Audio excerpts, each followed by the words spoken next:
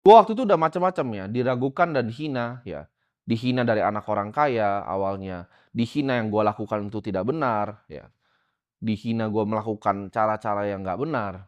Tapi kalian harus ingat, gue mulai semua ini itu dari kamera kecil di kamar ya, dari kamera handphone kecil di kamar. Gue rekam edukasi, bagaimana caranya investasi. Di dunia atensi yang waktu itu isinya itu cuma orang joget-joget nggak jelas. Gue kira kekayaan yang relatif cepat didapat, itu adalah semuanya. Kaya di usia muda itu nggak segampang yang kalian pikir ya. Itu artinya apa? Gue bisa jadi dewasa. Kekayaan di usia muda yang kalian idam-idamkan, itu bukanlah seperti yang kalian pikir. Ketika gue bisa jadi kaya di usia muda, gue itu dipaksa untuk menjadi lebih dewasa dibanding umur asli gue. Maksudnya apa? Di saat gue 19 tahun, 20 tahun ya, gue punya tanggung jawab. Gue sebagai pengusaha yang punya perusahaan itu tidak boleh gagal. Karena kalau gue gagal, ini ada banyak ya. Ratusan orang itu bisa nggak makan lagi. Gue nggak mau karyawan gue itu sampai nggak bisa makan, karena bosnya itu nggak becus. Di saat umur yang sangat muda, itu gue mesti memikul tanggung jawab yang berat, ya. Kalau kalian mau ngomong dari diselengkat kanan, kiri, atas, bawah, itu nggak usah jauh-jauh ya, nggak usah dari perusahaan gue yang 100 karyawan. Dari zaman gue jualan sedotan aja gue dikerjain.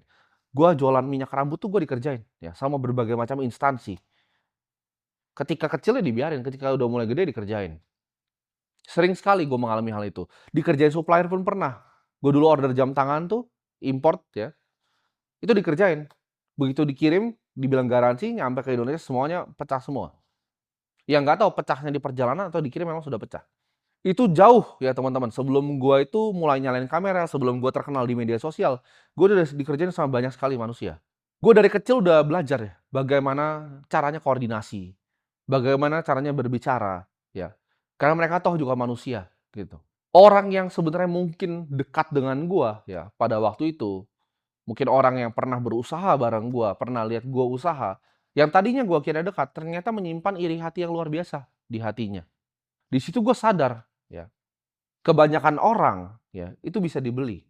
Kekuasaan pun, ya, ada yang bisa diambil. Bahkan gua kasih tahu ya, dengan uang tuh jeleknya ini, diri gua tuh pada waktu itu, ya, ketika gua merasa di atas langit, ketika gua merasa gua punya semuanya, diri gua pun ikut hilang, ya. Gua sebutnya di lautan validasi itu. Orang itu cuma lihat apa yang gue miliki, semuanya mau apa yang gue miliki, tapi kalian nggak